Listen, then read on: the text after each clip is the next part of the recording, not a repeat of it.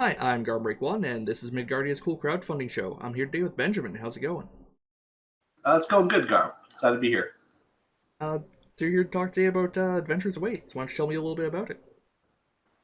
So I've always been into D&D. When I was in about the fourth grade, my dad got me a set of the 3.5 core books, and I poured over them. I loved everything inside. I made a giant stack of characters, and I got a little upset because I didn't have anyone to play with. So I shifted kind of into the creation side of thing, more of the world building, and that kind of always stuck with me. So about a year ago, I started up my Patreon page, Adventures Await, and I decided to share some of those worlds and some of those creations with people on the internet, and it went surprisingly well. So after writing over 30 some odd adventures, I decided to really cherry pick my favorites out of that and put them together into one hardcover book that I could offer to my patrons, my fans, and have for myself, obviously. And that's kind of how the Kickstarter came about. Cool. So are these is this a adventure series, or is it a bunch of disconnected one shots, or what kind of thing we got here? Really, it can be either or. If you play through all 16 adventures, they'll take you from first to 10th level. Alternatively, if you want, you can just slot them into your own campaigns wherever you like. They're really designed to be flexible like that. I do include some information regarding my world, Arden. So if you want to try and build around them as one giant thing, you can. There's a full world map inside, details of the different cities and kingdoms, kind of how the economies work.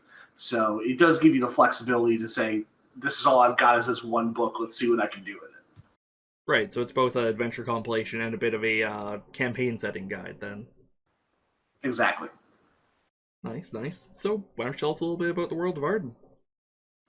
So the world of Arden kind of sprung up from this desire to kind of cohesively tie together all of my adventures. I had settings and people who kept kind of popping up because they were useful and I liked them. Cities that became suddenly the setting for 5 or 6 different adventures. And I found myself needing to build out kind of a world around that. So Arden, as it stands, is mostly one giant connected continent.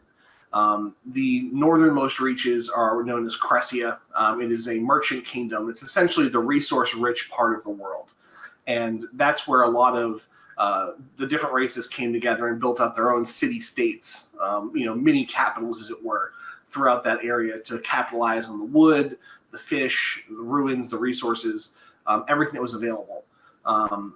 No, just north of that is an isle called Frostmarch, which is essentially the land of the giants.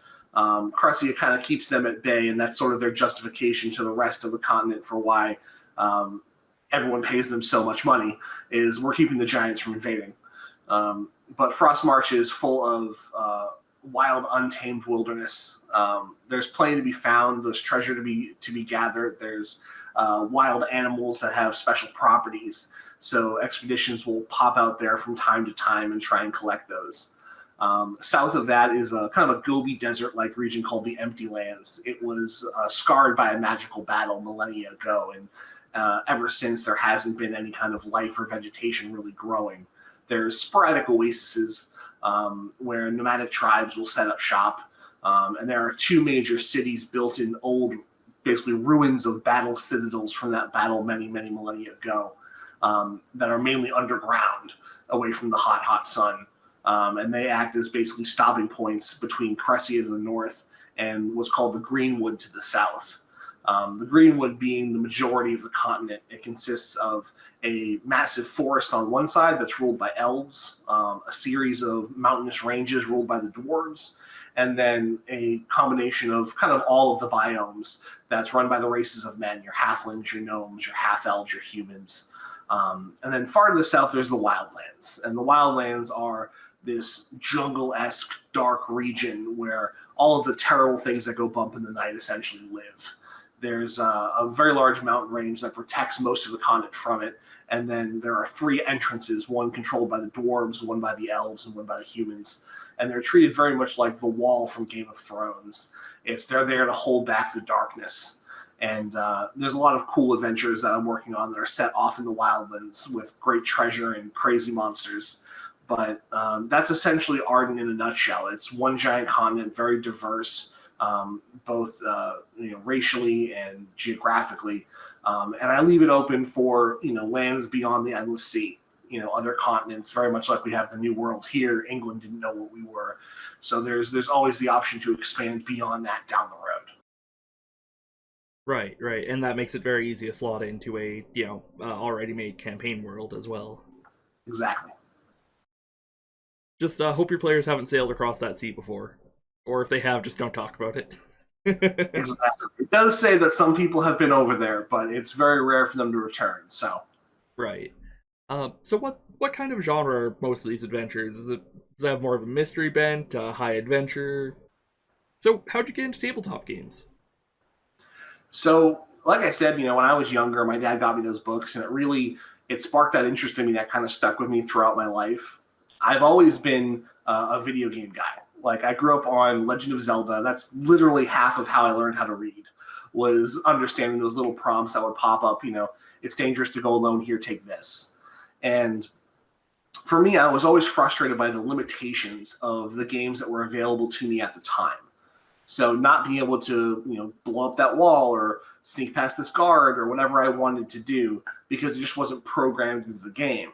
So that's what I liked about tabletop gaming is you could come up with weird ways to do stuff and you were rewarded, you weren't punished. So I think I joined my first group in my first year of college. And we were a ragtag group of oddballs that somehow managed to survive the Tomb of Horrors and stop plagues and curses and slay dragons. And it was so much fun. And briefly after that, I got a chance to DM for our group.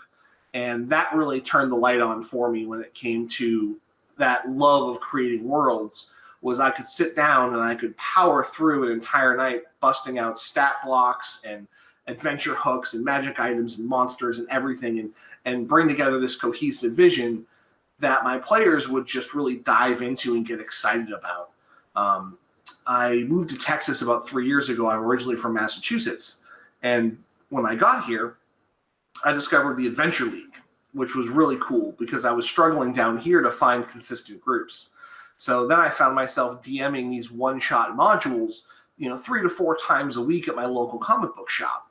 And that pushed me down that road towards doing my own one-shots instead of these coherent campaigns, because others could take that, drop it into their own world, or, if the DM just wants to play for once, one of those players can pick up one of these modules, slap it on the table, and have, 3 to 5 hours of fun. Ah, yes, the eternal DMing curse. We are very familiar in these parts. That's fantastic though. I've never actually had the opportunity to play any of the Adventure League stuff, unfortunately. Uh, should maybe after Corona. Adventure League modules are well written. They've got some great authors behind them. My only gripe with Adventure League is it does restrict the DM in regards to what they can give and how they can run those particular adventures, because they have to do it within the confines of that existing rule set. So the adventures themselves, running them on your own, I highly recommend. In the Adventure League setting, it just gets a little too restrictive for me when you have murder hobos who want to loot every corpse, and every corpse doesn't have money on it. You can't just hand it out left and right. Yeah, and as a DM, I love to give out weird stuff and find like weird third party content, and obviously that's not gonna fly. Yeah. So, which of these adventures are you most excited for players to experience? That would definitely be the one called That Which Lurks Beneath. So it's essentially set in a ruined temple on an island just out on the edge of the sea. And players go in thinking they're going to fight some cultists or, defeat some weird mutated creatures, and eventually realize that the majority of this entire adventure takes place completely underwater. So it completely changes the combat mechanics, the spells people would use. There's a lot of verticality to the maps that people can explore. And the maps themselves are inspired by some great Dyson Logos maps that he did. So they've got a really great style to them. And the boss fight at the end, I won't ruin it, but is just a classic creature that, you don't see enough these days. And when you do, I don't think it's ever done justice. So Yeah, that which lurks beneath is going to be an exciting one to see people run. Excellent. I really like a lot of verticality in maps, and that does certainly.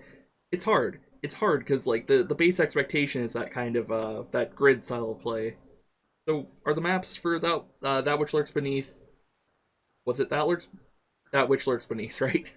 That which lurks beneath. Okay, I'm Garnbreak One. I'm very good at English. Are they like a side view kind of like side scroller game map, or is it traditional battle maps interspersed with a like wider area map? So they're traditional battle maps, but there's descriptions to each of the rooms that explain what your height and width and length of these rooms look like. So it gives it more of a 3D concept to it. So obviously, when you're fighting underwater, you can be above, you can be below. You know, you can swim beneath things, you can swim behind stuff. So you get a lot more freedom of movement in regards to how you can interact with your environment, and that's something I'm excited to see players leverage in their fight against the creatures beneath the waves.